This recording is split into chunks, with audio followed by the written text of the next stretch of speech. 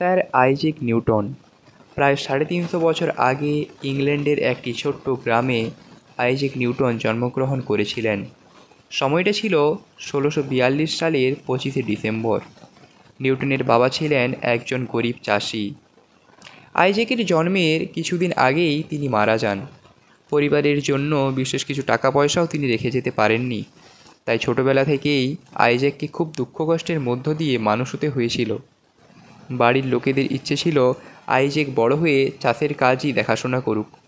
Isaac Newton প্রথমে তাদের গ্রামের স্কুলে ভর্তি হয়েছিলেন। কিছুদিন সেখানে লেখাপড়া করার পর পাশের গ্রামের একটু বড় স্কুলে ভর্তি হলেন। তখনকার দিনে গ্রামের স্কুলে অন্য সব বিষয়ের মধ্যে লাতিন ভাষার উপরই জোর দেওয়া হতো বেশি। সেখানকার পড়াশোনা শেষ করে মাত্র 19 বছর বয়সে আইজ্যাক নিউটন কেমব্রিজ বিশ্ববিদ্যালয়ের উচ্চশিক্ষা লাভ করতে চলে যান। সেখানে গিয়ে কেমব্রিজের ট্রিনিটি কলেজে তিনি ভর্তি হন। আইজ্যাক ছোটবেলায় যে খুব ভালো পড়াশোনায় ছিলেন তেমন কিন্তু নয়, তবে নানা রকম যন্ত্রপাতি নিয়ে পরীক্ষা নিরীক্ষা করতে খুব ভালোবাসতেন। সেই সময় নানা জিনিসপত্র তৈরি করে বাড়ির বড়দের অবাক করে দিতেন ছোট্ট আইজ্যাক নিউটন। ছোটবেলায় কত কিছুই না তিনি তৈরি করতেন, সূর্যঘড়ি, জলঘড়ি, হাওয়া কল, আরও কত কী। ছোটবেলায় আর একটি অভ্যেস ছিল নিউটনের, নীল আকাশের দিকে তাকিয়ে তিনি ঘন্টার পর ঘন্টা কাটিয়ে দিতেন। নীল আকাশ দেখতে দেখতে তার মনে নানা রকম প্রশ্ন এসে জড়ো হতো, কিন্তু সেই সময় অনেক কিছুরই কোনো উত্তর তিনি খুঁজে পেতেন না। কেমব্রিজের ট্রিনিটি কলেজে পড়তে পড়তে নিউটনের অঙ্কশাস্ত্র ও বিজ্ঞান তার খুব ভালো লেগে যায়। তাছাড়া ছোটোবেলা থেকেই জ্যোতির্বিদ্যায় ভীষণ আগ্রহ ছিল, তাই নিউটন এই জ্যোতির্বিদ্যা নিয়েই চর্চা শুরু করলেন। সেই সঙ্গে গণিতশাস্ত্রও ভালোভাবে শিখতে লাগলেন। গ্রহ, নক্ষত্র এই সম্বন্ধে, তাদের গতিবিধি সম্বন্ধে, তাদের প্রকৃতি সম্বন্ধে নিউটন প্রচুর পড়াশুনো করতে শুরু করলেন। আর সেই সময়কার বড় বড় বিজ্ঞানীদের আবিষ্কারের কথা ও তাদের রচনাও পড়তে শুরু করে দিলেন আইজ্যাক নিউটন। আইজ্যাক নিউটন 1665 খ্রিস্টাব্দে গ্র্যাজুয়েট হন। ওই বছরই প্লেগ মহামারীর জন্য বিশ্ববিদ্যালয় বন্ধ হয়ে যাওয়াতে নিউটন তার গ্রামের বাড়িতে চলে আসেন। প্রায় 2 বছর সেখানে থেকেই তিনি নিজের খেয়ালে নানা রকম পড়াশুনো করতে থাকেন, আর অবসর পেলেই গভীর চিন্তায় ডুবে যেতেন। নিউটন নিজেই পরে বলেছিলেন যে ওই 2 বছরই তার ক্ষমতার সবথেকে বেশি প্রকাশ পেয়েছিল। ওই সময় তিনি একদিন বাগানে বসে নানা বিষয় নিয়ে চিন্তাভাবনা করছিলেন। এমন সময় হঠাৎ লক্ষ্য করলেন একটা আপেল গাছ থেকে একটা আপেল টুপ করে মাটিতে এসে পড়ল। এমন তো কত আপেলই গাছ থেকে মাটিতে এসে পড়ে, সেদিকে কেউ কোনো খেয়ালই রাখেন না।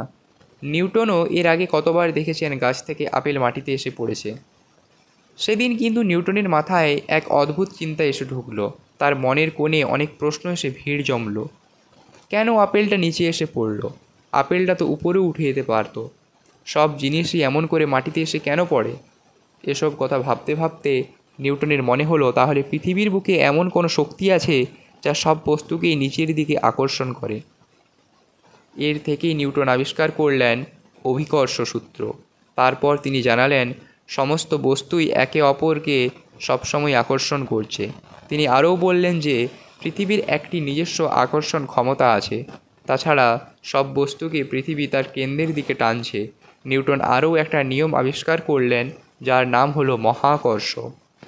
এতদিন পর্যন্ত সবাই জানতাম যে সৌরজগতের গ্রহগুলি সূর্যের চারিদিকে ঘুরছে, আবার উপগ্রহগুলো ঘুরছে গ্রহের চারিদিকে, কিন্তু কেউ জানতো না গ্রহ উপগ্রহগুলো কেন ঘোরে। আইজ্যাক নিউটন মহাকর্ষ সূত্রে বললেন যে নক্ষত্র ও গ্রহ উপগ্রহগুলোর মধ্যে একটা অদৃশ্য শক্তি কাজ করে। সেই শক্তির জন্যই এরা ওর চারিদিকে ঘুরে চলেছে, কখনো ছিটকে দূরে চলে যায় না। আইজ্যাক নিউটনের এই সমস্ত আবিষ্কারের কথা চারিদিকে ছড়িয়ে পড়ল। আগেই তিনি কেমব্রিজ বিশ্ববিদ্যালয়ের গণিতের অধ্যাপক ছিলেন, পরে রয়্যাল সোসাইটির সদস্য করা হয় তাকে। এ এক মস্ত বড় সম্মান। 1705 খ্রিস্টাব্দে ইংল্যান্ডের রানী অ্যান তাকে নাইট উপাধি দিয়ে সম্মানিত করলেন। তারপর থেকেই তার নাম হয়ে যায় স্যার আইজ্যাক নিউটন। বিজ্ঞানের ইতিহাসে নিউটনের অভিকর্ষ আর মহাকর্ষ আবিষ্কার এক বড় ঘটনা। এই আবিষ্কার বিজ্ঞানকে অনেক দূর এগিয়ে নিয়ে যেতে সাহায্য করেছে। তাই অনেক বিজ্ঞানী নিউটনকে আধুনিক পদার্থবিদ্যার জনক বলেন। তবে নিউটন এই দুইটি আবিষ্কার করেই থেমে থাকেননি। তারপরে তিনি আলোকবিদ্যা ও বলবিদ্যা নিয়ে কিছু গবেষণা করেন। অনেক নতুন তথ্যও তিনি আগামী প্রজন্মকে জানাতে পেরেছিলেন। তার সারা জীবনের আবিষ্কার আর গবেষণার কথা প্রিন্সিপিয়া নামক একটি বইতে লিখে গেছেন। আর আলোকবিদ্যা সম্বন্ধে তিনি যা জানতে পেরেছিলেন তা তিনি অপটিকস নামে একটি বইতে লিখে গেছেন। এই দুইটি বই আমাদের মনে রাখা খুবই প্রয়োজন। একটি হলো প্রিন্সিপিয়া, দুইটি হলো অক্টিপাস। স্যার আইজ্যাক নিউটনের লেখা এই বই দুইটি বিজ্ঞানীরা আজও শ্রদ্ধার সঙ্গে পড়েন। মহাবিজ্ঞানী স্যার আইজ্যাক নিউটন 1727 খ্রিস্টাব্দের 20 মার্চ লন্ডন শহরে মারা যান। মৃত্যুকালে তার বয়স ছিল 85। সর্বকালের শ্রেষ্ঠ বিজ্ঞানীদের মধ্যে স্যার আইজ্যাক নিউটনের নাম আজও উজ্জ্বল হয়ে আছে।